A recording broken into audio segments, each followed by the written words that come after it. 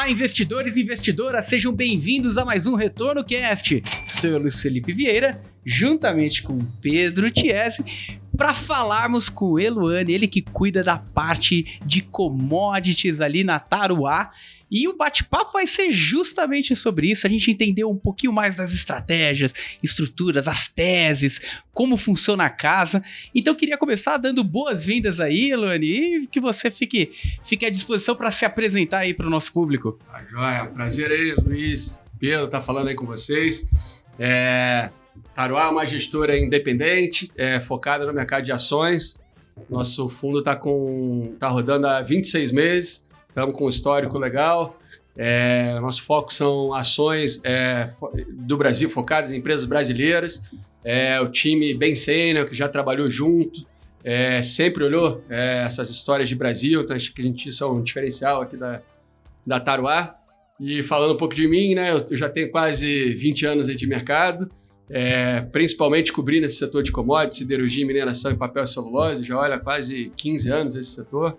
E lá na Tarauá, além desse, eu olho outros também como setor de transportes e bens de capital, setor de construção civil também.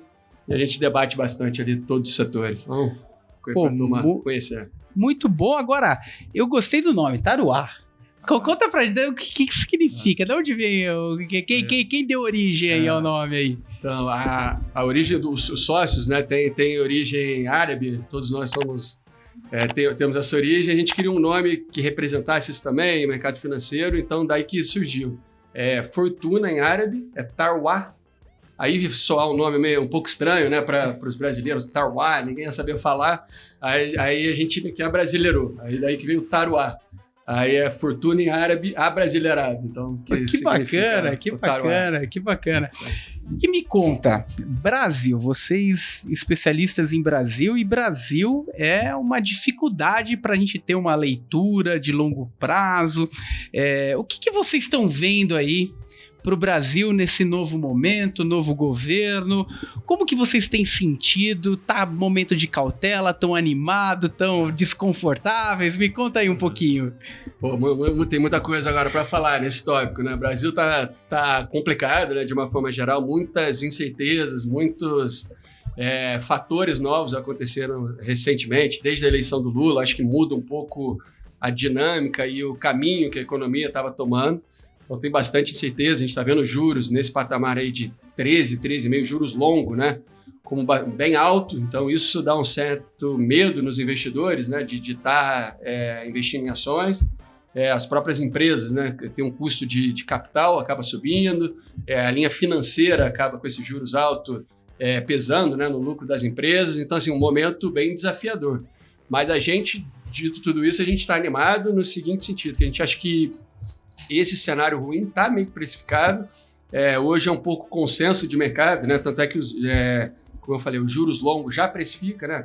Já precifica esse patamar bem alto. A própria Bolsa brasileira ainda está baixa. Então, olhando para frente, a gente gosta de simplificar. Assim, quando a gente olha a foto, que hoje a foto realmente está bem difícil. Falar só de Brasil, depois a gente entra no mundo, né? Que a foto já está complicada com todas essas incertezas. Mas a gente gosta de pensar no filme. Então, o filme a gente acha que vê sinais de melhora, tá? Com inflação eventualmente cedendo, tendo alguma medida que dê um certo conforto para o mercado com relação ao fiscal para frente. A gente acha que isso tem potencial para reduzir os juros longos e vai fazer a bolsa andar. Então, a gente gosta também de pensar que, assim, quem investe em bolsa e tem a cabeça a médio e longo prazo tem que ser um pouco contracíclico. Na hora que ninguém quer, acho que é a melhor hora de entrar, porque você está comprando mais barato. Então, a gente vê esse potencial à frente, tá? Então, assim, vão ter desafios. 2023 não vai ser um ano fácil, não é aquele, compra que vai ser aquele céu de brigadeiro, juros vai a 2, que foi lá atrás. Mas a gente vê como a perspectiva e principalmente separar, assim, o que é a foto e o que está precificado, né? Porque o mercado de bolsa, principalmente, antecipa muitos movimentos. Então, você está sempre olhando para frente e refletindo isso nos preços, tá? Então, quem fica olhando muito a foto, a gente acha que está sempre atrasado, né? Você vai deixar para reagir quando está aí a foto, você já deveria ter reagido 6 meses atrás, 1 ano atrás, tá? Então, por isso que a gente acha que tem que ser contracíclico. Mas realmente não está... Esse cenário está com bastante incerteza, né? Sempre teve, Brasil sempre foi complexa, né? E agora, pós-eleição, né? Bastante incerteza do que vai ser de política macroeconômica, o fiscal para onde vai, os benefícios, né, que o Lula já concedeu e já vinha numa disputa da campanha ali com o Bolsonaro. Então, isso tudo, alguém tem que pagar a conta e o mercado está com essa pulga atrás da orelha de como é que vai ser o equilíbrio, né, desse fiscal e por isso tudo tem que ser resolvido. Mas a gente gosta assim, como o risco hoje já está muito alto, qualquer fator que caminhe na direção de reduzir esse risco é um potencial para a Bolsa andar. Então, sim, a gente está animado. Como é que vocês no dia a dia usam esse cenário na carteira de vocês? Porque tem gestor que é o puro bottom-up. O cara não olha cenário, ele fala, putz, eu olho essa empresa e ela está gerando lucro, então eu vou investir nela, independente dos juros, inflação, etc. Como é que vocês distanciam essas gestoras, né? Como é que vocês olham, né, e adequam a carteira de vocês ao cenário? Seja via buy and hold, seja girando a carteira, como é que vocês embutem isso no portfólio de vocês? Joia. Isso até eu acho que é um diferencial da Taroá.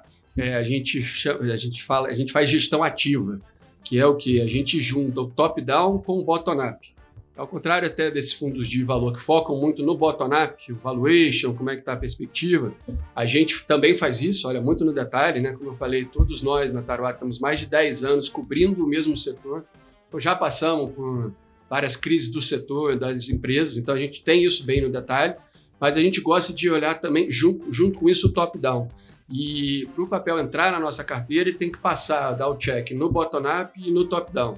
E aí, com isso, a gente evita algumas histórias assim, que são boas, companhias, mas que não estão com um momentum favorável. Por exemplo, sei lá, exemplo prático, o setor de varejo, com juros subindo, varejo mais média, baixa renda, não vai muito bem, que depende de financiamento em parcelas. Então, assim, por mais que a gente goste de uma empresa dessa, acho que a gente não acha que é o momento, então a gente acaba não tendo, tá? Então, e acho que assim, principalmente em 2021 e 2022, que é desde quando a gente está aberto, né, a gente está com 26 meses completos de fundo rodando, eu acho que esse mercado difícil, né, de juros subindo, de bastante incerteza, exigiu até um pouco mais dessa gestão ativa. Eu acho que isso que foi um diferencial da nossa performance, de estar assim, bem posicionado nas coisas que estão andando para aquele momento. Tá? Então, é um pouco o que a gente faz. Tá? Não é que a gente a gente faz também o buy and hold, mas se o buy and hold estiver funcionando também no curto prazo. Tá? A gente também avalia como é que vão ser os próximos resultados das empresas, o que o mercado está olhando e faz um check disso tudo. Então, no último ano, a gente até acabou mexendo o portfólio um pouco mais, por todas essas incertezas, né, que eu falei ali no início, e procurando ver onde tem as melhores opções, tanto de fundamento como também para esse determinado mercado. E aí a gente, assim, hoje a gente está com uma carteira, virou o ano com uma carteira um pouco mais defensiva por toda essa incerteza de mercado, mas sendo long only, tá, e benchmark Ibovespa, a gente acha que o nosso produto tem que entregar, quem investe na Taroá quer ter exposição à bolsa. Então, uma vez que você já fez, eu quero ter 10% em bolsa, então você escolheu a Taroá. A gente acha que a gente tem que entregar isso. Então, a nossa meta é bater o Ibovespa. É a nossa meta número 1. Tá? Então, aí a gente faz essa rotação no portfólio de acordo. Agora viramos o ano, o momento está mais favorável. A gente estava com uma tese de reabertura de China. Bem convicto nisso, gostamos das posições, o valuation das empresas de Vale e Gerdau, por exemplo, que a gente teve, estavam bem favoráveis. A gente fez posição relevante nelas. Esse papel andou, subiu muito, a gente coloca um pouco no bolso e vai reoxigenando o portfólio de certa forma. Tá? No momento normal de mercado, eu acho que essa rotação seria bem baixa, como foi nos nossos primeiros 8 a 10 meses. A gente mexeu 10, 15% só do portfólio. Mas no último ano, né, com toda a volatilidade de mercado, está demandando movimentações maiores. Tá? A gente não faz trade, a gente nem pode fazer day trade. O nosso fundo fala que é papai com mamãe, pela resolução que ele segue. Mas a gente está sempre atento a esses movimentos de mercado também. Boa. Eu queria também aproveitar, você comentou, né, do time que tem mais de 10 anos de experiência, né? Conta um pouco como é que é o time da Taroá, né? O histórico de vocês, do Renan, como é que vocês hoje operam, né, em questão de time, e os alinhamentos que vocês têm com cotistas de curto e longo prazo, porque a gente E também tem outro ponto, né? A gente viu uma migração, né? Isso é tradicional do mercado financeiro, dos gestores saindo do Rio de Janeiro e vindo para São Paulo, né? E vocês estão no Rio de Janeiro, estão no Leblon ali, mas pensam um pouco diferente da galera que fica naquele miolo ali, né? Então, conta um pouco da história de vocês e como é que vocês começaram a se divergir ali dos demais gestores do mercado de uma forma positiva, obviamente, né? Joia. Vamos lá, começando até o início ali da Taruá, no final de 19, quando o Renan decidiu sair da última casa que ele já fazia gestão, ele me ligou para contar da ideia, né, de montar ali os juros ainda 2, o cenário para a Bolsa estava bem bom. Eu ainda estava no Sell-Side, mas a gente começou a carreira juntos na Agro, quase 20 anos atrás, e depois ele começou a carreira como analista de commodities também, e eu também sempre cobri, e eu no Sell-Side, no Pactual, há muito tempo, e ele foi meu cliente por onde ele passou, então a gente sempre teve esse relacionamento, né? E quando a gente conversou, ficamos ali uns 3 meses ali discutindo como é que seria a estrutura do time, a gente acabou definindo por trazer pessoas, um time até menor, só de pessoas mais sêniores. Nada contra outros modelos de outras gestoras que funcionam bem com um time maior e um pouco mais júnior, mas na nossa cabeça, assim, se ter pessoas, a gente quis trazer pessoas especialistas naquele determinado setor. Todos nós lá cobrimos pelo menos um setor há mais de 10 anos, por já ter passado por diversas crises, seja do setor, macro, como é que a empresa reage. A gente acha que isso tem um diferencial, né? E principalmente num momento como agora, né? Que você está vendo, de novo, um momento bem difícil, você saber escolher as empresas certas, a hora certa, só ter esse histórico a gente acha que facilita, foi um pouco isso, né? Então, assim, e nosso time hoje são 6 pessoas, 4 fazendo gestão e análise, 2 tocando a parte de operacional, risco e compliance, e o que é legal também, que acho que também é um diferencial, todos nós já trabalhamos juntos em algum momento do tempo, tá? Como eu falei, eu e o Renan começamos na Ágora lá atrás, a Carol, que toca o nosso operacional e compliance, também trabalhou com a gente nessa mesma época, compõe também o time de investimentos. A Cristiane Viana, que também começou comigo, até no meu time direto lá na Ágora, em Research. O Renan fazia parte de long and short lá, então tinha interação com ela também. E o outro sócio que complementa, né, nosso time de investimentos é o Marcel Negerbon. O Marcel tem uma experiência internacional bem legal, ele morou 10 anos nos Estados Unidos, fez faculdade lá, começou cobrindo empresas lá, né, numa consultoria de óleo, gás e energia, que são os setores que ele olha para a gente. E em 2002, o Renan acabou trazendo ele para a Plural. Então, eles já se conhecem já há bastante tempo. E depois disso, ele foi para alguns buy-sides e ele olhava umas das empresas que eu cobria. Então, eu conheço o Marcel desde 2014 também, como cliente. Então, todos nós já tivemos esse trabalho juntos. E, enfim, o Rômulo, que toca a nossa parte de risco, o Rômulo trabalhou com o Renan na Plural, Geração Futuro, tocando todos os fundos, né, fazendo risco de todos os fundos lá, entre eles os fundos da Geração Futuro que o Renan tocava, né? Então, um time bem sênior. O Renan já olha fundos de bolsa, né, similares ao nosso. Desde 2012 foi a migração dele ele é analista de commodities e passou a fazer gestão de Bolsa Brasil. Então já tem assim 11 anos com um histórico bem bom, tem um alfa para o Ibovespa de mais de 30 pontos, né, nesse histórico, e principalmente nos anos difíceis, né? Ele começou ali em 2012, 12 e 13 ainda estava ok, mas depois pegou ali de 14 a 16, recessão no Brasil, impeachment da Dilma, então foi assim, um período bem complicado. Ele fala que foi forjado no mercado muito ruim, assim, né? Então tinha que fazer de tudo ali para sobreviver, geral, era muito difícil. Então, mas isso tudo dá um histórico e dá uma bagagem para a gente passar por um mercado como esse, né? E eu eu comecei, né, lá na Ágora, lá atrás, foi onde eu fui efetivado, né? Entrei estagiário, depois fiquei 7 anos no BTG Pactual, fazendo o sell-side, né, de siderurgia, mineração e papel e celulose.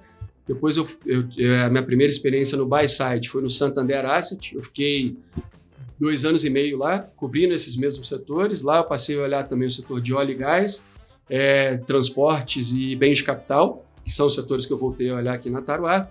E nos últimos 2 anos e meio, antes de montar a Taruá, eu recebi o convite para voltar para o sell-side, no Bank of America Merrill Lynch, para cobrir esses setores. Eu acho que era uma coisa que faltava para complementar minha carreira, cobrir esses setores no Banco Internacional. A gente tinha time lá na China, nos Estados Unidos, na Europa. Então, para quem cobre commodities, isso é bem relevante. Então, foi uma experiência bem legal. Aí, no final de 19, a gente começou um namoro ali que durou, foi até fevereiro de 20, que eu tinha o Garden Leave, né, pela minha posição lá na Merrill. Então, a data inicial da Taroá, a gente fala que é março de 2020, não é coincidência, só uma semana antes da pandemia, tá? Que é um pouco emblemática essa data. Foi um timing, o planejamento forjado também no fogo, né? Forjado no fogo, isso aí. E você comentou do sell side, buy side, qual que é a diferença de estar no sell side e no buy side? Muita gente não conhece essas terminologias, o financeiro, né? Nossa, qual que é a diferença na prática aí estar nos dois ambientes, né? Vamos lá, tem bastante diferença, mas para simplificar, né, a diferença básica. No sell side, geralmente você trabalha dentro da corretora do banco e os seus clientes são as gestoras, os analistas das gestoras. Então, assim, por exemplo, a análise e as empresas que a gente cobre são as mesmas. Mas ali no sell side eu escrevi os relatórios e os clientes são os clientes da corretora, né? Nos casos os buy sides, os gestores, que compram essas ações via alguma corretora.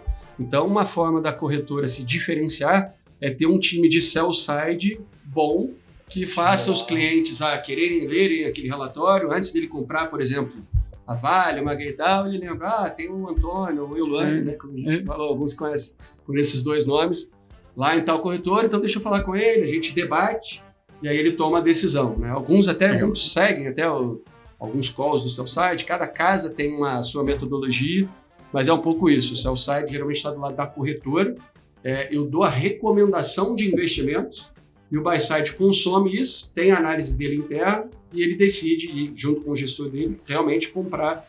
E o pessoal brinca assim, o buy side ganha dinheiro, ele tem que aceitar comprar bem e a ação tem que subir para ele ganhar dinheiro. O nosso, assim, eu vendo como se fosse um serviço, né? Só dele gostar da minha análise e operar na minha corretora, a gente ganha uma receita de corretagem. Pô, muito bom. E eu queria explorar também um pouquinho, porque é muito interessante o tema commodity. E quando a gente fala de commodity, você tem que olhar o mundo para ter a percepção, né, desse bicho aí, para onde vai, como...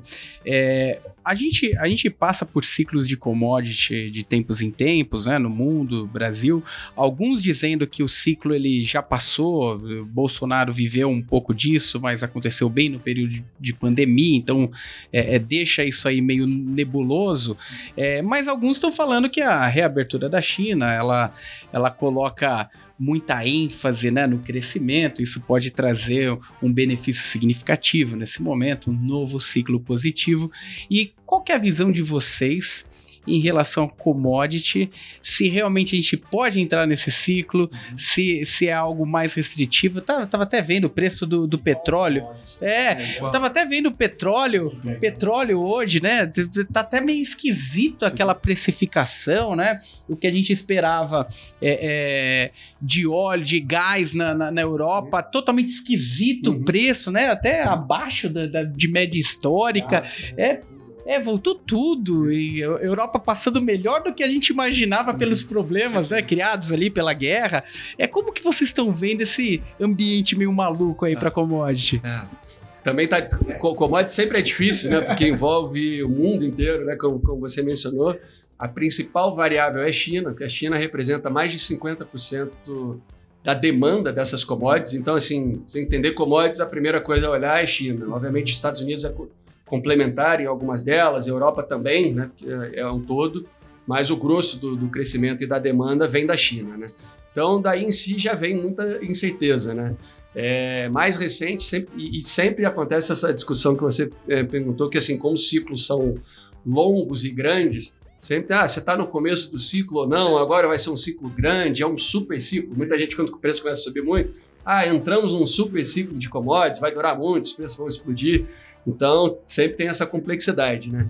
E como você mencionou, na pandemia, a China saiu um pouco mais rápido, né, da pandemia para turbinar um pouco a economia, focou um pouco no mercado interno. E o que ela consegue fazer é investir em infraestrutura, principalmente construção civil. Construção civil é quase um terço da demanda de aço na China. e infraestrutura 22%. Então, isso somado é praticamente o que define, né? Então, a China faz muitas políticas nesse sentido de incentivar esses setores, que é um motor importante para a economia. E o que aconteceu, assim, emblemático até, vamos falar de commodities metálicas primeiro, né? Que é principalmente o minério de ferro, que é o que mais importante para a Vale. Com o acidente de Brumadinho, a Vale comprometeu quase um quarto da produção da Vale. Estamos falando de mais ou menos uns 3% da produção mundial, num momento que a oferta e demanda estava muito apertada. Então, isso acabou dando um boost muito grande no minério. O minério estava ali aos seus $70, $80, testou 220. Né? Porque você tirou, isso aconteceu lá atrás, mas como não voltou, até hoje a Vale ainda não voltou, está rodando ali próximo de 300 milhões de toneladas e a capacidade nominal dela antes era 400 milhões de toneladas, isso meio que deu um choque. Muita gente lá atrás achava que podia ser rápido, mas seja por um problema operacional, de voltar a operar, por incertezas ambientais, você tirou uma oferta muito relevante do mercado.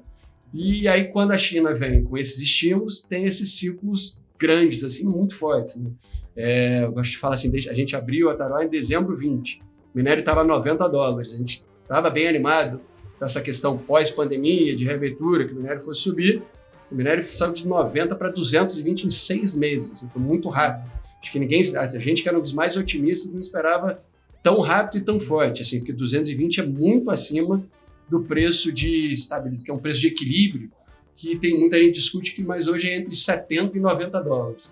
É o o custo de produção dos produtores marginais, que é onde normalmente estabiliza o preço de commodity.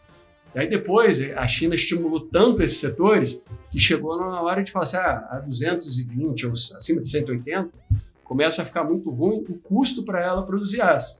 Então, não, vamos puxar o freio. Mas quando ela puxa o freio, é praticamente aquele cavalo de pau, assim, né? Aí o minério veio de 220 para $90 em 4 meses, mais ou menos. Não, aí exagerei no freio, puxei muito forte, solta o freio de novo, final de novembro. Então, assim, é bem complexo essa commodities. E aí, olhando para frente, né, o que a gente está vendo? Né? Isso tudo foi muito de estímulo, mas parte desses estímulos acabaram não precificando tanto na economia por causa dos lockdowns, que assim, você vai fazer um estímulo para housing, mas as pessoas não estão saindo, então não tem quem vai consumir. Então era aquele assim, coloca o estímulo, mas ao mesmo tempo eu fiz um lockdown. Então você vai meio que vai e volta e vai segurando.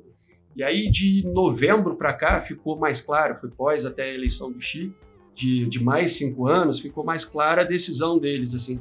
A vacinação já tinha caminhado um pouco mais e estavam mais dispostos a reabrir a economia e a ter o custo, que assim, o número de casos de Covid, quando você reabre, normal subir, né? Então você já teve de novo um mini ciclo aí, né? O minério estava ali nos seus $90, está agora $120, $130. Aí começa de novo, tá apertado, vai investir muito, aí fica essa dificuldade. A gente acredita, assim, olhando por fundamento, que a gente não está num super ciclo, que ainda precisa de ajuste no mercado de construção civil na China.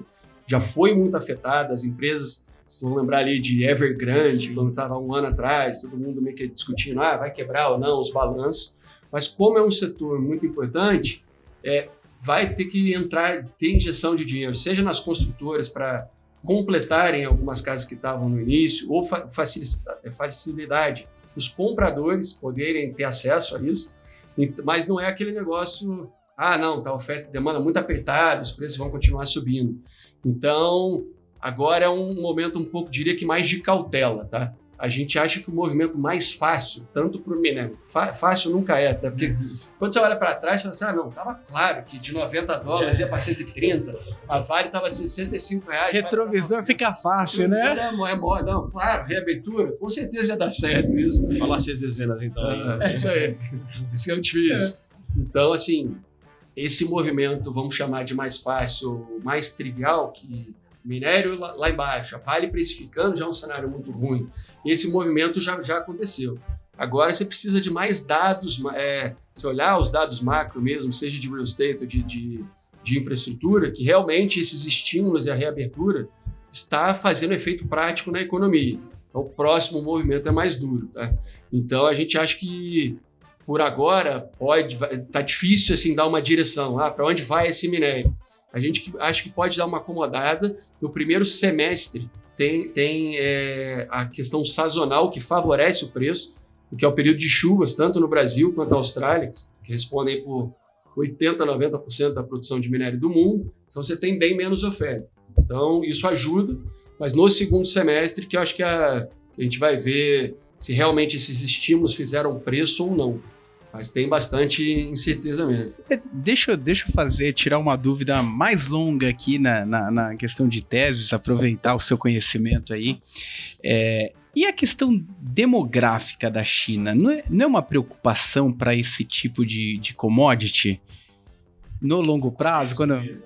Da população encolhendo. Isso, exatamente, porque a gente viu uma política extremamente restritiva da China nos últimos, 20 anos principalmente, 30 anos ali, cada casal tendo um só filho, de repente a gente vê que tem 40 milhões de solteirão ali sem uma esposa, para onde que vai toda essa energia, o que vai acontecer, e a China inclusive tendo algumas situações específicas ali, até causando demolição aqui, né, saindo ali, que ambiente que a gente tá, porque não é fácil de tatear um país como a China, a gente não sabe quanto desses dados são confiáveis, para onde tá indo, mas nos parece algo meio esquisito ali pro longo prazo, né? Sim, então, China sempre teve essa incerteza, né? Já começa pelo regime, né? Tudo é capitalista, mas é socialista, consegue juntar as duas coisas, então sempre teve essa incerteza. Essa confiança dos dados, eu acho que assim, isso acho que já foi pior. Hoje você tem os dados mais confiáveis e você consegue olhar dados das empresas que você tem mais confiança e fazer um check com aquilo. Então, assim, tem uma divulgação, não estou tão confortável, mas, por exemplo, ele reporta a produção de aço, mas eu sabendo quanto de minério está sendo produzido, como é que está a conversão, eu consigo ver mais ou menos o que funciona. Você falou da questão demográfica, com certeza é importante. A China tem 1/5 da população do mundo, né? Então, esse já foi até um fator relevante. Olhando para trás, né, esse boom de China começou no início ali dos anos 2000. O processo de urbanização na China começou, que é o principal driver para a commodity. Você tinha população no campo, no grosso, e esse processo de urbanização vem acontecendo. O grosso já foi, a gente acha que ainda tem espaço, tá? Mas estamos falando que saiu ali de seus 40%, está mais próximo agora de 60%, 65%. E a questão demográfica é relevante, né? O crescimento populacional hoje é menor, você tem mais controles pelo tamanho, mas tem um lado bom também, né, para commodities disso, que a China, diferente do que acontece aqui no Brasil, assim, para você ir para uma região nova, a cidade tem que chegar ali crescendo, alguém tomar o risco de morar lá e você vai construir. Na China, não. Eles constroem antes de ter as pessoas. Então, vocês devem ter ouvido muito nos últimos 5 anos, principalmente quando tem recessão, as cidades fantasmas, né? E aí, o que é isso? Eles constroem uma cidade, não tem ainda venda, não tem logística, mas eles já montam tudo, seja os prédios, o transporte para chegar lá, e ao longo do tempo, para acatar esse processo de urbanização. Aí você tem um incentivo das pessoas ir já com uma estrutura pronta, né? Então, assim, esse movimento a gente acha que ainda tem espaço para continuar. Então, olhando a China, vai a médio prazo para commodities, a gente ainda acha que é bom. Sempre tem aquela discussão do tamanho, tá? Porque, assim, a China lá atrás, como eu te falei, nos anos 2000, ela representava 10, 15% do mercado. Hoje, de commodities é de 50% a 70%. A China hoje produz 56% da produção de aço do mundo. É muito grande. Então, assim, eventualmente, ele vai desacelerar. Mas eu que já olho isso há bastante tempo, eu já vejo gente errando e apostando, chegou nesse pico em 2014, em 2015, agora vai. Eles estão sempre se renovando, uma hora é um estímulo diferente, ou agora veio a Covid, então tem que focar mais nisso. Então a gente acha que pode até acomodar, não é de um negócio que vai continuar crescendo, que é muito relevante, mas que pode eventualmente estabilizar num nível alto. E aí, olhando até para os nossos mercados, principalmente para minério, como você está tendo bastante, em inglês é depletion, né, que é a produção das mineradoras vem caindo só pelo próprio, conforme você vai produzindo, né, naquela mina, a oferta e demanda vai se igualando, então a gente não vê uma disrupção grande para preço. Muita gente fala assim, agora essa restrição de real estate, o preço do minério vai para $70, $60, quem é mais pessimista, a gente até não acredita nisso. Tá? A gente acha que a oferta e demanda fica um pouco mais balanceado e sempre assim, em commodities é sempre difícil de errar, né? Eu falo uma coisa aqui, daqui a um mês acontece a reviravolta, porque Eluane não sabe nada de minério, ficou ruim pra caramba, mas é um pouco que os fundamentos suportam, que a gente vê. Eu ia perguntar um pouco de performance, né? Porque a gente olha, né? Quando a gente vai fazer a alocação, a gente, igual você comentou, né? Eu quero ter uma exposição a Ibovespa, então eu vou selecionar ali alguns fundos para ter esse beta com relação a Ibovespa, né? E tradicionalmente os fundos long only, eles têm um beta equivalente a 1, ou até um pouco bem próximo, um pouco mais, um pouco menos, porque eles têm uma exposição muito par e passo ali com o índice, né? Como é que é o fundo de vocês em relação a isso, né? Ou seja, como é que o investidor que ele vai buscar fundos de ações ali, vai dar o A, ele vai enxergar a cota de vocês? Tem correlação? Não tem? Porque olhando macro, né, é de esperar que haja um market timing de alguma forma ali, né? Como é que vocês se comportam nessa frente? Vamos lá. Como eu falei, né, como o nosso benchmark é o Ibovespa, é uma coisa que a gente pensa assim, como se fosse uma corrida. Eu estou correndo contra o Ibovespa e a nossa meta número 1 é ficar na frente do Ibov. A gente entende que quem quer aplicar em fundo de bolsa quer bater o Ibovespa. Você pode comprar um BOVA, outras coisas, para ter aquele retorno. Mas a forma que a gente fala, que a gente também não é Ibovespa ativo. Então, assim, a gente não começa o fundo, assim, aqui está a carteira do Ibovespa, eu gosto mais de Vale, vou colocar um ponto a mais em Vale, não gosto de Petrobras, vou ter 2 pontos a menos.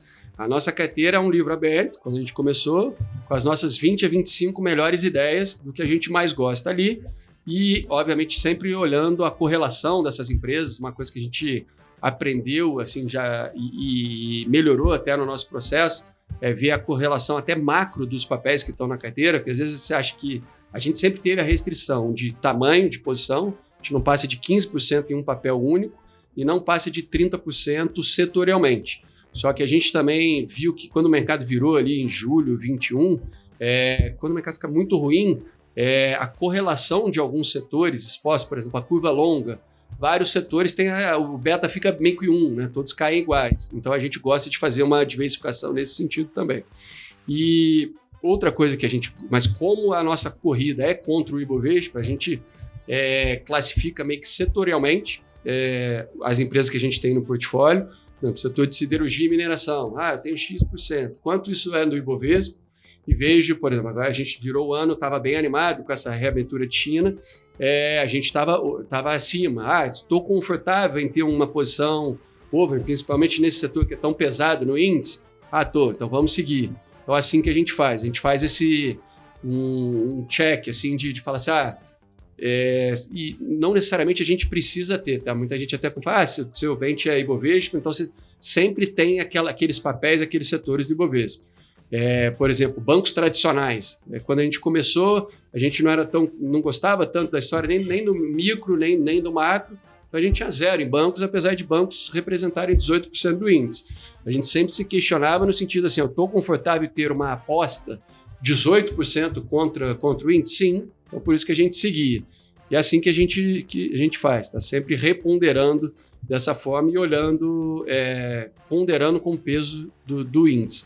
O índice ele acaba sendo meio que um balizador ali, não balizador, mas um comparativo do que vocês têm versus o que o índice está fazendo ali. Isso então, aí. vocês usam ele como uma referência ali, Isso aí, mas não como um direcionamento. Exatamente. Que diferencia, assim, que a gente acha que é o meio termo, né? O fundo de valor, ele vai no fundamento, ele pode ficar totalmente descorrelacionado com o Ibovespa, e até na prática, né, como muitos desses de valor não tendem a ter as commodities na carteira e elas são muito pesadas no índice, eles ficam bem descorrelacionados. Né? Por isso que você vê performance dos últimos 2 anos, uma descorrelação deles muito grande com o Ibovespa. Os 2 anos ficaram muito atrás. Por isso, e na ponta da direita você tem um cara que é Ibovespa ativo, que ele está colado no índice e aí ele faz apostas bem pontuais, assim. 1 ponto a mais de exposição, de 1 a 3, né? Cada um tem uma forma de gerir. Eu diria que o nosso é o meio do caminho disso, tá?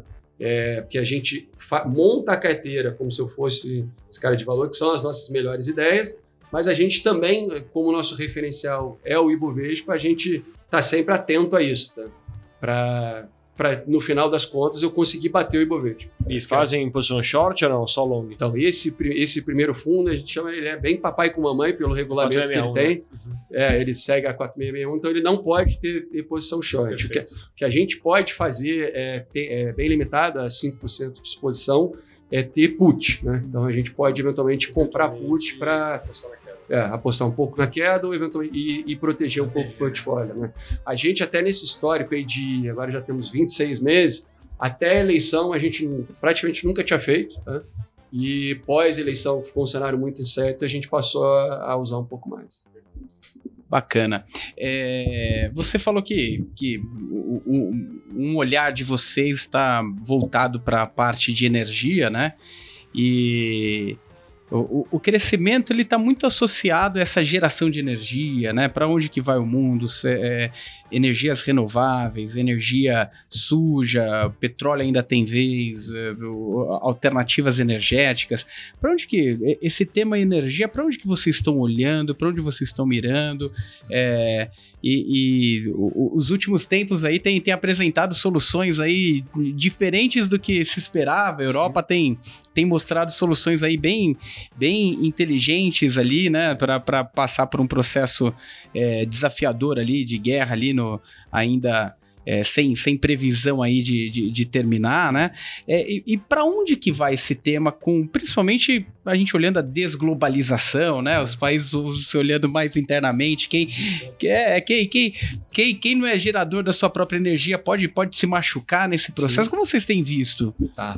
Vamos até separar até por cada tipo de energia que é importante. Mas o tema principal, né? Já há uns 5 anos, mais ou menos, tem sido esse, né? De energias renováveis, crescimento de ESG no mundo, o interesse de investidores querendo energias mais limpas e menos poluidoras.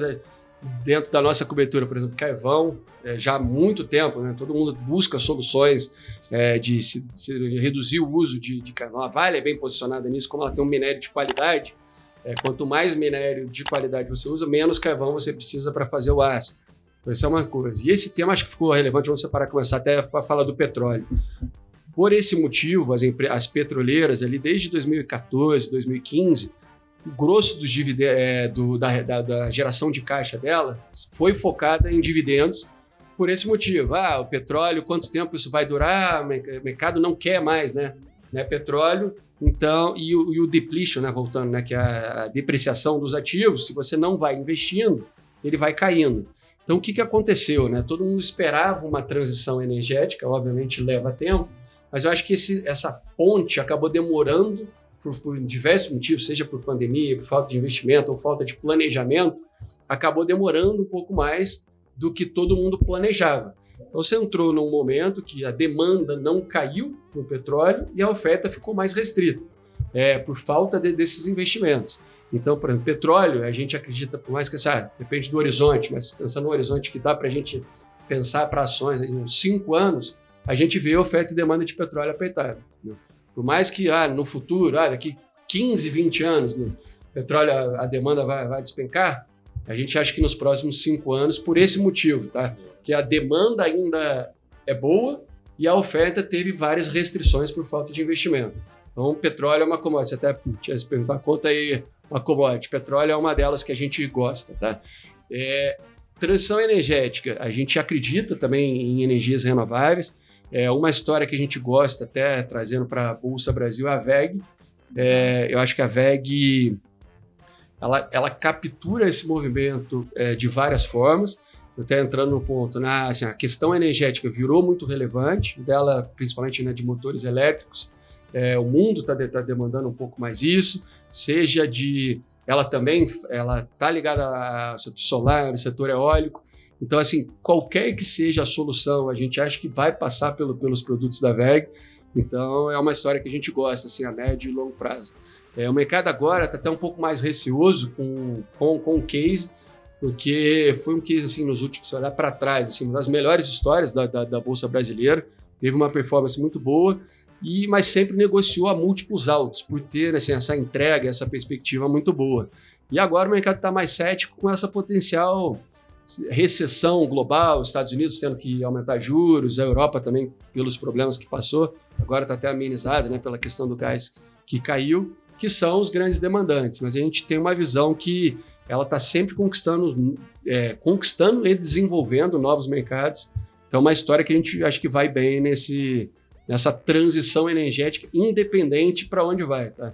Vai me perguntar, para onde vai? Essa eu vou ficar devendo, porque qualquer coisa que eu falar aqui é muito difícil, né? Tá todo mundo, tem a questão de baterias, todo mundo, a gente olha commodity metálica, qual vai ser a commodity metálica que vai ser o fornecedor, né, daquele combustível? Também é uma discussão bem complexa, assim. A questão de veículos elétricos, né, que vinha com boost grande, vários países na Europa têm metas para acabar com o motor a combustão a partir de 2025, 2030. Então, vamos ver como é que vai isso desenvolver. Mas, sem dúvida, energias renováveis têm bastante perspectiva. E aí as empresas vão ter que se moldar um pouco para adaptar essa nova realidade, porque vai ser difícil conseguir prever. Então, a empresa que conseguir reagir mais rápido, tiver pessoas ou até as matérias-primas para aquele momento, acho que vão sair melhor. Perfeito. E conta para mim o que vocês estão vendo, as principais teses Brasil aqui, para aquele investidor que está começando a entender mais da Tarua, gostaria de investir na Tarua, para onde que vocês estão indo com as teses atuais ali da carteira? Se é que você pode abrir um pouquinho aqui para gente. Vamos lá, não posso abrir muito não, cara. O pessoal até brinca. Segredo. Mas então, como é que a gente já está até posicionado? Começo do Marco, depois posso até dar alguns nomes assim, mas até já fica o ponto assim, que é como o mercado está muito difícil e está exigindo essa gestão ativa, a gente não gosta de se apegar a alguns nomes, porque às vezes muita gente pergunta assim, me fala aí os seus 3 nomes que você mais gosta.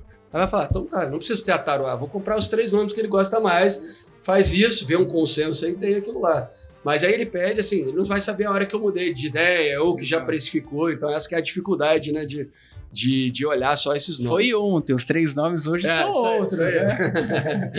Não muda tão rápido, mas é exatamente isso, né? Tem essa mudança, né? Vai falar daqui um mês, você tinha me falado daqueles nomes, foram mal, mas às vezes aconteceu alguma coisa nas próximas 2 semanas aí que levou uma troca. Mas como que a gente até falando como é que a gente virou o ano, tá? A gente estava bem animado com essa história de reabertura de China. Então, a gente estava com uma posição relevante em Vale, em Gerdau. O setor de óleo e gás, que a gente gosta desde que a gente abriu, por esses fundamentos que eu comentei. A gente teve Petrobras até antes da eleição. Petrobras foi uma empresa que ajudou bastante na nossa performance, mas quando chegou na eleição, ficou um cenário muito binário, assim, era ou vai subir 20 ou vai cair 20, a gente não gosta, a gente acabou saindo. E PetroRio é hoje uma história que a gente gosta em petróleo. Açaí é um nome que a gente gosta também, está dentro de consumo, ele é mais resiliente, né, para esses momentos mais difíceis, ele consegue repassar inflação para os clientes, então um nome até mais defensivo para esse momento de mercado. A gente estava com o setor elétrico, de forma geral, tende a ser mais defensivo, mas ele, por mais que seja defensivo, ele estava com alguns fatores impactando direto, seja o preço de energia de longo prazo no Brasil caindo. Então, por exemplo, a Eletrobras, que é uma história que a gente gosta do turnaround, via bastante potencial, só que como ela está descontratada em energia para os próximos anos e o preço de energia de longo prazo está baixo, o papel vem sofrendo por isso, a gente acabou reduzindo a nossa posição. Equatorial, dentro de energia, outro nome que a gente gosta. CPFE, também é outra história. Varejo, de uma forma geral, o mercado está bem cético, né, com varejo, os juros, né, financiamento, mas a gente gosta do nicho de classe A. A gente gosta de nomes tão diretamente. Arezzo é uma história que a gente gosta. Multiplan, que é shopping, mas é uma segunda derivada de classe A, que é shoppings, né, de alto nível. É uma história que a gente também tem no portfólio há um tempo. Então, acho que esses são dos principais nomes aqui que a gente tem. E o que a gente fez, até complementando mais recentemente, a gente diversificou um pouco mais a carteira e voltou a ter, por mais que tenha esse cenário de estar um pouco mais defensivo, mas como eu falei, como a gente acredita que o filme é bem melhor do que a foto, a gente voltou a trazer posições menores que a gente gosta, que tem um beta um pouco maior de Brasil. A gente gosta de Santos Brasil, a gente gosta de Vamos, Então são outros nomes aqui que a gente acha que são Beta Brasil também, que a gente fala que tem que ter aquela pimentinha, né? Que a gente não faz a posição tão grande, né? Porque acaba ficando tem uma volatilidade maior, mas são das posições menores aqui, a gente gosta também. Pô, muito bom. E conta pra gente, Luane, como que vocês se comunicam com o público de vocês, com os cotistas, através de cartas, redes sociais? Como que vocês têm essa comunicação? Onde que o pessoal encontra vocês? Legal. Eu acabei de lembrar que eu acabei não respondendo um ponto do Tiesi, que é o alinhamento com os cotistas, né, que a gente tem. A gente abriu a Taruá. O grosso é o nosso patrimônio, está investido 100% da nossa exposição à renda variável está investido no fundo e só não tem fundo de sócio, é o mesmo veículo. Então, onde todos os nossos cotistas estão investidos, onde o nosso dinheiro está investido, das nossas famílias, dos nossos amigos, então tem esse alinhamento bem legal e todos nós na Taruá somos sócios da casa. Então, assim, além do passado, né, tá ali investido, o nosso futuro também tá investido ali, né, apostado ali. Então, eles têm esse alinhamento legal. Em termos de comunicação, a gente tem o nosso site, né, taruacapital.com.br. A gente tem o LinkedIn também da Taruá, muita gente segue a gente no LinkedIn. E a gente tem também a página do Instagram também, que a gente compartilha, o que a gente coloca no LinkedIn, no Instagram. E quem aplica na gente, conhece, quer ficar um pouco mais próximo, né, a gente já está em diversas plataformas. A gente abriu na XP ali no final de novembro de 2021. E quem se aproxima, a gente tem até um WhatsApp que a gente manda um comentário mensal. A gente não faz aquela carta que muita gente faz. A gente que optou por enquanto não fazer. A gente acha assim, tem muitas gestoras, aí todo mundo recebe, fechou um mês, você tem 5 dias. Então a gente faz um comentário bem breve assim de como foi o mês passado, como que a gente está posicionado para frente e, eventualmente, quem quer fazer um update acaba ou falando via WhatsApp ou liga, a gente faz uns calls de update. Então, assim que a gente faz com o público, né? O Tiesi já é parceiro nosso, já acompanha a gente há bastante tempo. Não só ele como assim, capitão de fundos, mas a Taruá também está dentro da carteira da SBN Gestão. O Leonardo Moraes que toca o fundo, a gente trabalhou junto no Santander, então já se conhece há bastante tempo. Isso é legal. Sempre, eventualmente, a gente pensa em fazer um call para os assessores, ou eventualmente para os clientes. Uma coisa que a gente está aí para passar essa mensagem aí, e está próximo aí dos cotistas. Pô, muito obrigado aí por esclarecer como tá o funcionamento, a cabeça de vocês, o entendimento com relação ao mercado nacional, internacional, ações, commodities, muita informação bacana aqui nesse podcast. Quero agradecer aí a sua presença, vindo lá do Leblon, né, para São Paulo aqui, gravar com a gente exclusivamente, né? Obrigado demais aí pela presença, pela participação. E você que está nos ouvindo ou nos vendo, se tiver alguma dúvida, crítica, sugestão, tiver alguma dúvida com relação ao fundo da Taruá, quiser saber mais detalhes, mande também pra gente no retornocast@maisretorno.com ou coloque nos comentários aqui no YouTube. Muito obrigado mais uma vez, viu, Eluane? E vocês também que estão nos vendo, muito obrigado e até a próxima.